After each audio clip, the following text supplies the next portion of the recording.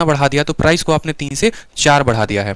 बोला गया है भैया हमको खर्चा में कोई बदलाव नहीं चाहिए, तुम पैसा को बढ़ाओ, तुम कुछ भी करो, हमको मेरा खर्च उतना ही चाहिए जितना हम पहले करते थे, ठीक है। तो कंजप्शन में कितने की कमी करनी होगी, मतलब प्राइस दे दिया, एक्सपेंडिचर दे दिया, लेकिन कंजप्शन नहीं दिया, तो मेथड हमारे बदलेंगे नहीं। अगर आप मेथड नंबर 1 की बात करोगे तो मेथड नंबर 1 आपको कैसे लिखना है वो देखो एकदम। अगर बेसिक से जाना चाहते हो, हमेशा बोलते हो कि प्राइस इंटू कंजप्शन बराबर एक्सपेंडिचर, यहाँ ओल्ड लिखते हैं और यहाँ न्यू लिखते हैं, ठीक है। सवाल में हमसे क्या बोला गया है माय डियर, सवाल में हमसे ये बोला गया है कि प्राइस जो है वो कितना हो गया, प्राइस हमारा 3 रुपए से 4 रुपए हो गया, और हम खर्चा को बिल्कुल नहीं बताना चाहते हैं कि खर्चा मेरा कितना होगा, तो कंजप्शन में प्रभाव बताओ। अब परसेंटेज में हमने आपको एक नियम सिखाया था लेंथ और ब्रेथ वाले में, आज हम उसी तरीके का आपको एक नियम सिखा रहे हैं। देखो एक बात को हमेशा ध्यान रखना, एग्जामिनर आपके जज्बातों के साथ कहां पर खेलता है। जब भी आपको पता हो ना माय डियर, जब भी आपको पता हो, जैसे मानो लंबाई वाले यहां पर चले जाओ, चौड़ाई वाले में चले जाओ और एरिया वाले में चले जाओ, करवाया हुआ था, ठीक है, करवाया हुआ था ना। आपको एक बात अच्छे से पता होना चाहिए, मान लो लंबाई का अनुपात कितना है, लंबाई का अनुपात 5:6 है, और क्षेत्रफल का अनुपात कितना है, तो 7 मान लो 4 है। आपसे पूछेगा एरिया का जो है, ब्रेथ का, चौड़ाई का कितना होगा। लंबाई का रेशियो दे दिया 5:6, ठीक है, चौड़ाई का नहीं दिया है मान लो, और एरिया का दे दिया है। आपसे पूछेगा चौड़ाई। आपको हमने ट्रिक सिखाया था, और कैसे सिखाया था मेरी बात को ध्यान रखना। आपको हमने यही कहा था कि भूल जाओ यहां पर कि कभी x मान के करोगे कि 5 इंटू एक्स बराबर 7, तो x का मान आएगा 6 इंटू वाई बराबर, ऐसे नहीं करना। आपको सिंपल ट्रिक ध्यान रखना है कि मुझे इस 7 के ऊपर डेटा लिखना है,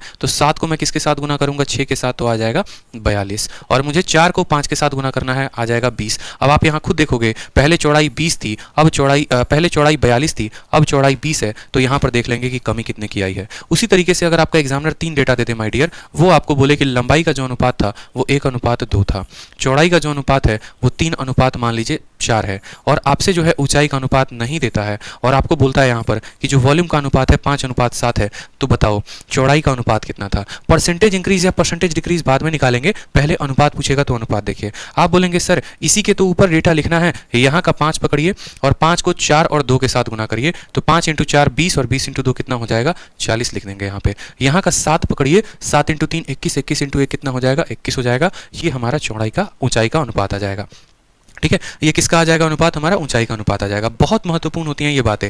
जब भी हमें पता होता है कि इन 3 लोगों को गुना करने पे ये संख्या आ रहा है, और किसी 2 का मान दिया जाता है, तीसरे का नहीं दिया जाता, तो हम तीसरे का मान इसी तरीके से निकालते हैं। जैसे आपके पेपर में मान लो कल के दिन बोला जाए कि ये हमारा ए है, ये हमारा बी है, ये हमारा सी है, और ये हमारा डी है, और यहाँ पर हमारा एक्स है, ठीक। ए का जो मान है वो दिया जा रहा है। आप इस कंसेप्ट को अगर समझ गए ना, रेशियो का ये कंसेप्ट है, अगर आप ये कंसेप्ट समझ गए तो आप हर जगह इसको इंप्लाई कर पाएंगे, ठीक। तो आपको मान लीजिए कि ए का अनुपात दिया जाएगा 1:2, बी का अनुपात दिया जाएगा मान लीजिए यहाँ पे 3:2 दे दिया गया, इसका अनुपात जो है वो हो गया 3:1, और यहाँ पर हो गया फाइनल अनुपात 5:4, और बोला जाएगा जो ये x है ना, x A B C D को आपस में गुना करने से आया है, ये ए बी सी डी का प्रोडक्ट है। कैसा है, ये ए बी सी डी का प्रोडक्ट है, तो आप मुझे बताओ ये d का अनुपात क्या होगा। बहुत जरूरी होता है इस कंसेप्ट को। तो देखो आप बोलोगे सर d जो है x के ऊपर ही तो है, तो इसका 5 पकड़ो और इधर के तीनों संख्याओं को पकड़ो, तो 5 इंटू 1 5, 5 इंटू 2 10, 10 इंटू 2 कितना हो गया 20, तो यहाँ पर लिखेंगे 20। अब यहाँ इसके ऊपर लिखना है, तो इस 4 को पकड़ेंगे, 4 इंटू 3 12, 12 इंटू 3 36, 36 इंटू 1 कितना हो जाएगा 36,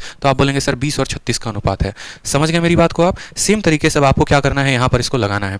आपको पता है कि प्राइस और कंजप्शन को ही गुना करने पे क्या आता है, एक्सपेंडिचर आता है। एक्सपेंडिचर का रेशियो 1:1 दे रखा है। अगर एक्सपेंडिचर का रेशियो 1:1 दे रखा है, तो आप ऑन द स्पॉट बोलेंगे कि इसका 1 उठाओ और इसका 4 उठाओ, 1 इंटू 4 कितना हो गया 4, और इसका 1 उठाओ और इसका 3 उठाओ, कितना हो गया 4:3। तो सवाल में बोला गया है कि कंजप्शन में कितने % का इफेक्ट पड़ेगा।